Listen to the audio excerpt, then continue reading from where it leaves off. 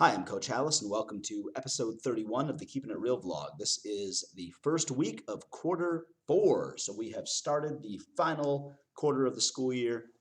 We came back Monday and launched the Canon Collage Project. So it was kind of a 2-day launch.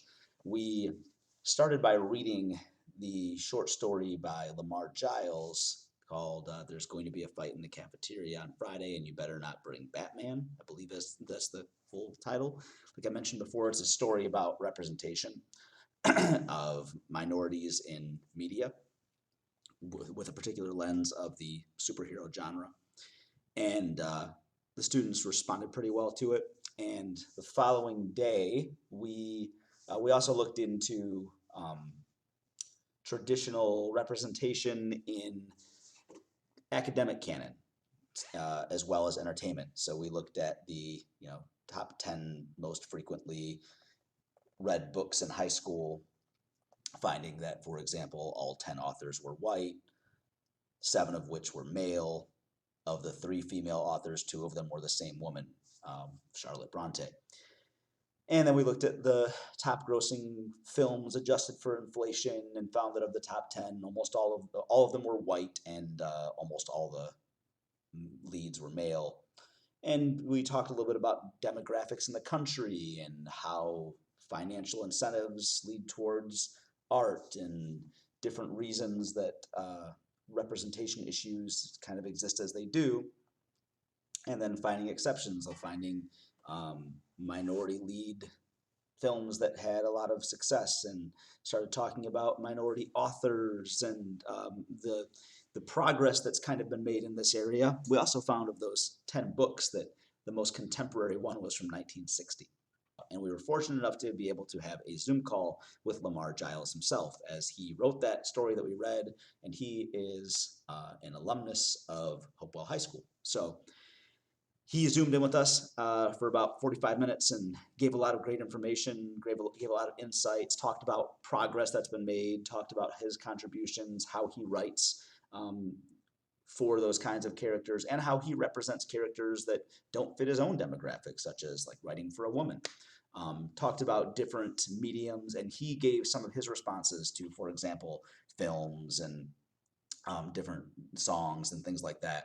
And he put his spin on that of, he graduated in 1997, so he didn't include anything from before the time that he graduated. So if he had done this when he was in school, what answers would he give, knowing what he knows now about those different things? So lots of stuff for them to look at and take in. Okay, so once we have all this context from our project launch, I explained to the students what they were going to be doing with it.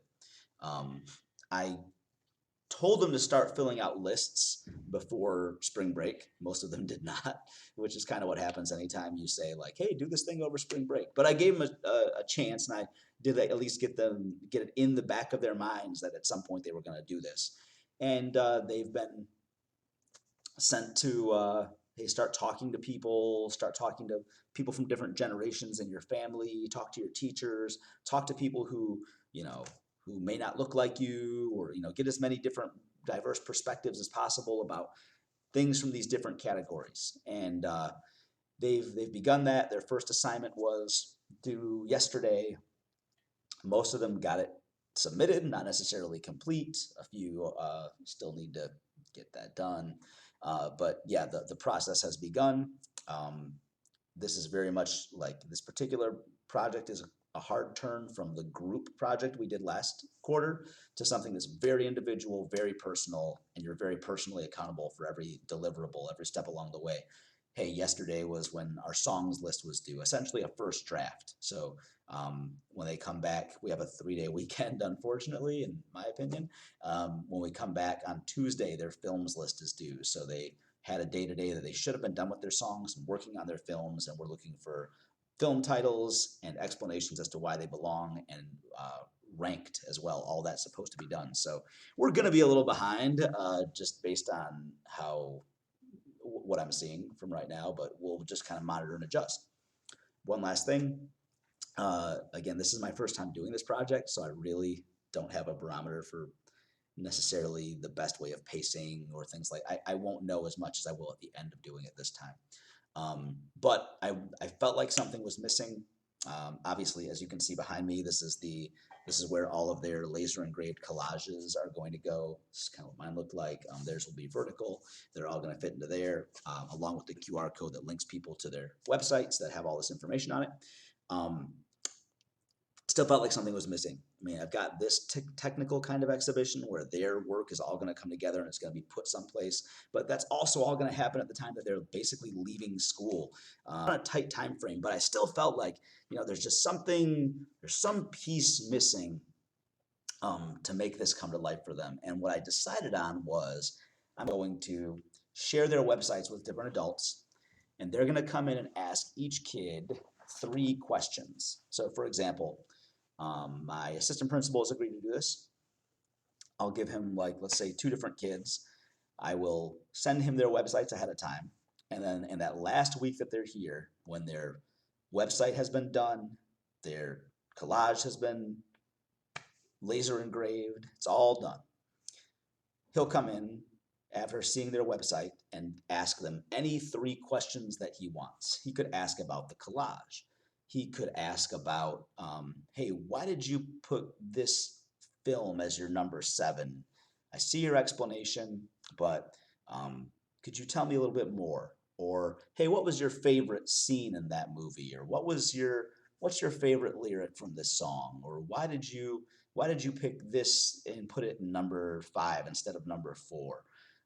Could you compare these 2 movies and why you put them where you put them? Could you tell me about this story from your perspective? What did you relate to in this? It could be any number of things. I don't know what questions they're going to ask, but I'm going to ask them to challenge the kids to kind of defend their final project with just 3 questions, and it will be kind of a casual interview style. So what this will do is not only bolster the component of the intellectual piece that students have to be familiar with the work that they're submitting, and they have to be able to have a conversation with an adult and answer intelligent questions, but also it kind of disarms this notion of a student relying on Google to fill out these lists. Oh, I'm just going to look for the top 100 movies, pick a bunch of stuff, copy and paste some things, give a half-hearted explanation. They really need to have read these stories, seen these films, listened to these songs, use these apps, whatever it is, get an understanding for these historical figures that they pick. Because they know that someone's going to come in and ask them questions. They don't know what questions they're going to ask or about what categories. So that's where we are right now. I'm happy with how it's looking. We're going to have to do some scrambling. We're going to be a little behind next week due to having 1 fewer day. But that's where we are at the end of the first week of the last quarter.